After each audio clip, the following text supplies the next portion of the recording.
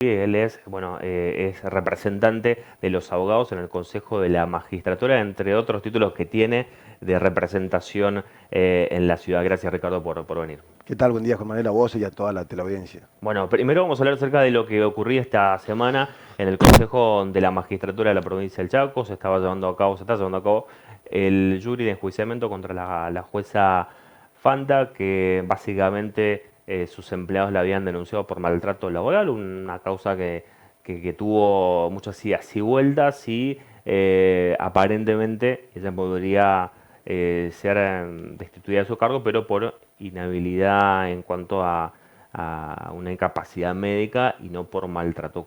¿Cómo fue todo ese proceso que va a culminar cuando se lea la sentencia? Así es, como bien decís, en realidad este es un proceso que inició hace un par de años, la Sí, verdad que es algo triste lo que ha durado este proceso, pero mucho tiene que ver y es imputar a la propia defensa, es decir, a la propia imputada que ha reiteradamente presentado recursos, claro. recusaciones y demás cuestiones que ha dilatado el proceso en demasía.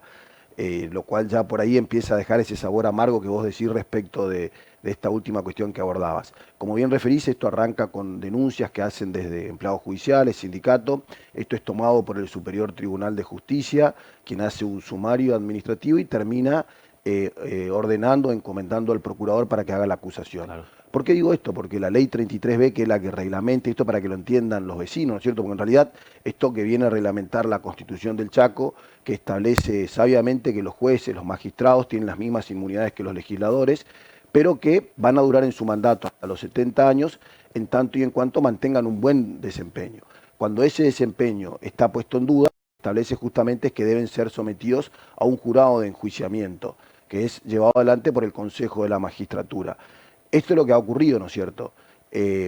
Como ha habido esta denuncia que formula el Superior Tribunal de Justicia, el artículo 8 y 9 de la ley 33B, una de las primeras leyes del Chaco que establece justamente cómo va a funcionar el Consejo de la Magistratura, establece quiénes son los que pueden acusar ante el Consejo, ante el claro. jurado de enjuiciamiento. Y ahí dice el Superior Tribunal de Justicia, el Procurador General, los colegios abogados cuando esto estén reglamentados, esto lo preveía en el 50, ya en el 57, cualquier vecino, cualquier vecina con el único requisito de poner un abogado como patrocinante. De hecho, tenemos varias denuncias formuladas por ciudadanos, ¿no es cierto?, con patrocinio letrado. Y bueno, esto es lo que ha ocurrido aquí. Esto dio lugar a que primigeniamente se analice la primera denuncia, la primera acusación que realiza el procurador, que tenía que ver con este caso que vos referías justamente al maltrato, ¿no es cierto?, al destrato para con los empleados, a lo que tenía que ver también con algunas cuestiones vinculadas a atrasos en la tramitación de los expedientes, y ese jurado de enjuiciamiento admitió la acusación. Al admitir se suspende al magistrado a las resultas del juicio. Bueno, un año después hubo una ampliación, hubo una nueva denuncia, una nueva acusación que tenía que ver con esta inhabilidad física y psíquica. Ambas están encuadradas, ¿no es cierto?, en el artículo 8. Esto para que lo entienda el vecino, tiene que ver que cuando alguien es imputado de hacer una macana, cualquier vecino va o a un juzgado de falta o a Claro. una fiscalía, o en este caso, cuando es magistrado, tiene que pasar por el jurado de enjuiciamiento como una cuestión previa. En el artículo 8 están estas faltas, en el artículo 7 están los delitos. Si hubiera un delito, luego también podría investigar un fiscal penal. Bueno, en estas situaciones que se produce esta ampliación con una anterior conformación, por esto que te refería, por ejemplo, lo que tenemos que ver con los abogados, yo soy el tercer abogado que interviene en este proceso, por Claro, justamente todo lo que se ha por todas esas dilatado. dilaciones que hubo. Sí. Exacto. Bueno, así es que por fin pudimos llegar a que se realice el debate. En realidad el debate estaba previsto para las 9 de la mañana, es un debate oral, público, lo Sí. establece la Constitución, la ley. De hecho, hubieron algunos medios que estuvieron a las 9, lamentablemente no estaba presente el abogado, no estaba presente la imputada, sí el procurador. La ley establece que hay que hacer una espera de media hora, que hicimos, tampoco vinieron. Y bueno, cuando estábamos analizando las medidas a seguir para poder llevar, para que se realice el juicio, porque acá lo más importante es la transparencia, es que la sociedad reciba una respuesta de para qué están las instituciones. Las instituciones están justamente para esto, en este caso para juzgar, en el caso nuestro, el jurado de enjuiciamiento, el rol que le corresponde obviamente a la defensa es defender, a la procuración, en este caso a quien esté cumpliendo esas funciones, la de acusar. Bueno, finalmente pudimos iniciar a las 11 de la mañana el debate, se hizo presente el abogado, estuvo la jueza suspendida. Y digo esto de suspendida porque es importante, porque por ahí hay un malentendido de que ella estaría jubilada y no es así. El INSEP, para poder jubilar a una persona, esa persona tiene que primero renunciar o tiene que cesar, ¿no es cierto?, su relación laboral cuando se trata de un empleado público. Si bien hubo un pedido de la renuncia, la ley nuestra del jurado de enjuiciamiento, que fue modificada a instancias del doctor Saife, con muy buen tino, obviamente esto fue la legislatura quien lo hizo, estableció expresamente que una vez admitida la acusación, el juez no puede renunciar. Porque antes podía renunciar, como no era condenado, eventualmente se podía acoger a los beneficios de la jubilación o lo que fuere, pero no iba a ser sometido a este juicio, que es lo que justamente se busca, es decir la verdad de lo que pasó, ¿no es cierto? Bueno, eso está prohibido ahora, la ley lo prohíbe. La ley dice que una vez que fue admitido y suspendido un magistrado, un juez, un fiscal, un defensor, no se puede parar el proceso, no se le puede admitir la renuncia. Tiene que sí o sí someterse al imperio del jurado. En ese sentido es que no puede ya estar jubilada. De hecho, ella o cualquier otro funcionario que estén suspendidos cobran un porcentaje reducido a las resultas del juicio. Si luego son absueltos, y ahí vamos a lo que establece el 157 de la Constitución, que es algo que cualquier ciudadano lo puede leer. El jurado de enjuiciamiento lo que puede hacer es declararla culpable o no culpable. Y en el caso de declararla culpable, a destituirla y aparte inhabilitarla para ejercer cargos públicos por hasta 10 años. Bueno, en este sentido es que al llevarse adelante la audiencia, que fue pública, cualquiera podría haber estado presente, la defensa lo que hizo fue, hay dos acusaciones que están tipificadas en el artículo 8 de la 33B, fue allanarse a la segunda, que tiene que ver con la inhabilidad física o psíquica para ejercer el cargo de juez, y pedirle que se declare abstracta la primera. De eso, el presidente del jurado corrió traslado a quien tiene a cargo la acusación, que esto está establecido, como te decía hoy, en el artículo 8 y 9 de la ley de la 33B, que establece justamente cómo se lleva adelante el jurado de enjuiciamiento. Quien acusó, aceptó el allanamiento a una de las causales previstas en el artículo 8, acusó por ese, pidió la destitución y entendió que se encontraba abstracta la otra causal y subsumida en esa o algo así. Está en el acta, digamos, esto, ¿no es cierto?, del debate. Y bueno, y en ese estado pidió que se declare la cuestión de puro derecho y se pase a resolver. Ahora nos cabe a nosotros, como jurado de enjuiciamiento, resolver la situación. Para eso hemos fijado fecha para el dictado de sentencia para el 29 de abril a las 16 horas en la sede del Consejo de la Magistratura, donde cada uno de los 7 integrantes tendremos que emitir nuestro voto en el sentido, primero, de analizar respecto de la primera acusación, de la segunda acusación y eventualmente el veredicto de culpabilidad o no culpabilidad y bueno, la sanción.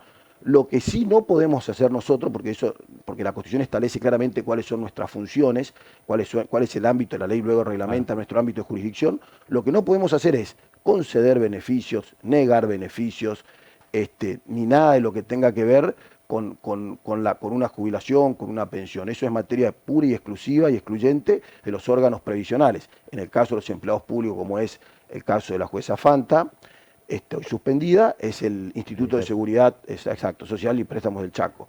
El INSEP, ahora, lo que sí, todos aquellos que hemos aportado a cualquier régimen, nosotros, por ejemplo, los abogados también tenemos nuestra caja forense, claro. Yo para jubilarme en la caja forense tengo que tener 65 años de edad y 30 años de aporte como mínimo. Están previstas las contingencias, que es, por ejemplo, si yo tengo una incapacidad que supera el 67% y no puedo trabajar, ahí se me da una jubilación por invalidez. Una norma similar tiene la ex 4044, hoy 808, que rige para el INSEP.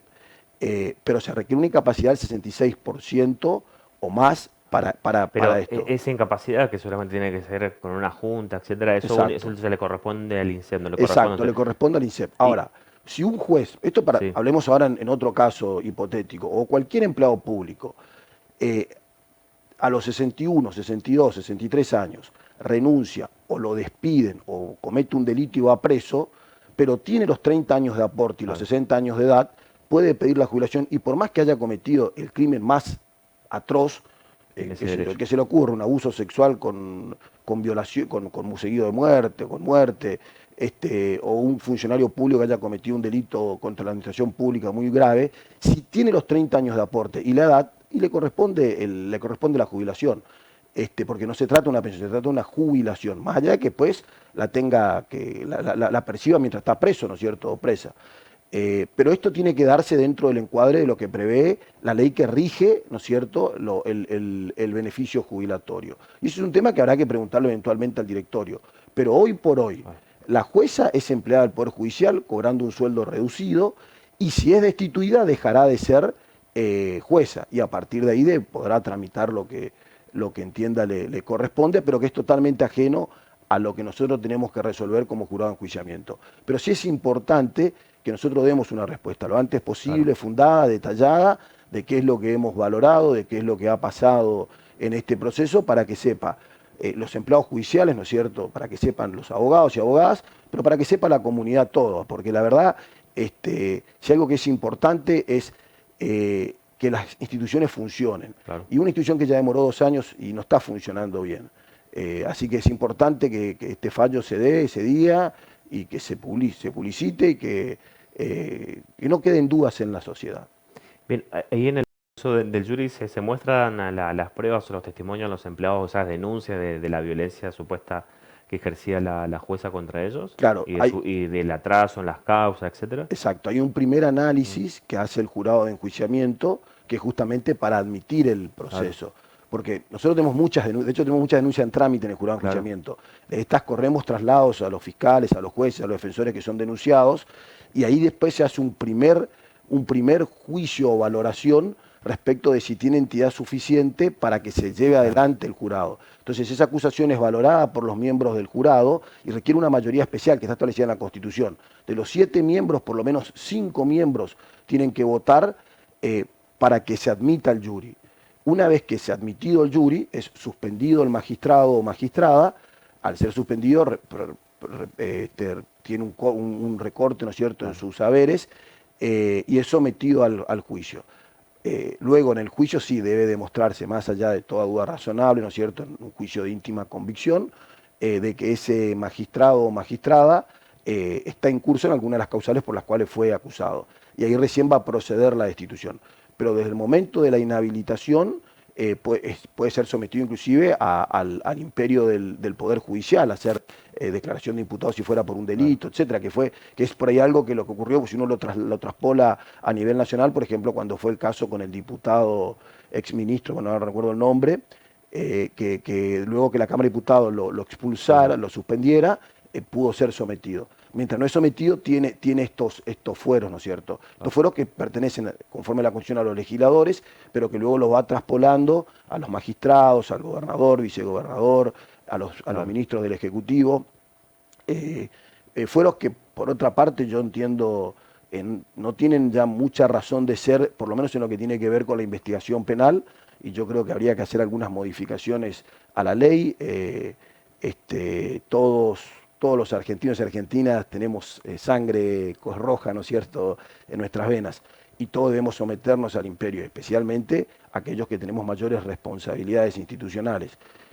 Yo no digo que se prive la libertad a una magistrada o magistrado, a alguien, un miembro del Poder Ejecutivo o Legislativo, pero sí que si hay una denuncia penal que tiene entidad como para que un fiscal avance con la investigación, se lo pueda someter a la declaración de imputado, Claro. se lo pueda someter al juicio, como ocurre en nivel nacional. A nivel federal se ha modificado la ley en ese sentido. De hecho, la vicepresidenta fue condenada aún en ejercicio. Y bueno, yo entiendo que aquí podríamos avanzar también en idéntico sentido en nuestra provincia, porque lo más importante es la transparencia. Y el vecino no tiene que tener ese sentido de que hay gente que está por encima de la ley o del imperio de cualquier institución. Así es. Ricardo, otro tenía que ver con esta reunión que mantuviste vos como presidente de la FEPUCH, que es esta entidad que agrupa muchas entidades profesionales de la provincia del Chaco, y una reunión importante con el presidente del Poder Legislativo para armar una agenda de trabajo en este Así es. 2025. Así es, el jueves nos reunimos con los integrantes de los 20 colegios y consejos profesionales que integran la FEPUCH. Ahora estamos en breve teniendo asamblea en los primeros días de mayo para renovar autoridades y aparte incorporar 2 nuevos colegios profesionales. Y bueno, justamente tiene que ver con la agenda. La verdad que hemos agradecido a Carmen, a la presidenta de la Cámara de Diputados, Claro, la profesora Delgado Brito, ¿no es cierto?, en el sentido de que hemos hablado respecto de muchas iniciativas legislativas que ya hay en trámite de los distintos colegios consejos. Ahí hablaron leyes que están de martilleros, de escribanos, de bioquímicos, de corredores, que tiene que ver también con nosotros, con la abogacía, de los licenciados en criminalística, también con temas vinculados a los honorarios, de veterinarios. Y la verdad que la agenda legislativa muchas veces roza cuestiones que tienen que ver con las profesiones liberales, Claro. y nosotros decimos que ahí es donde justamente el aporte que puede hacer el colegio o el consejo profesional que nuclea a los profesionales es imprescindible, ¿no es cierto? Porque va a regir justamente cuestiones que tienen que ver con nuestro trabajo. Y bueno, iniciativas que estamos llevando adelante y que las trabajamos, la verdad que, bueno, un gran beneplácito.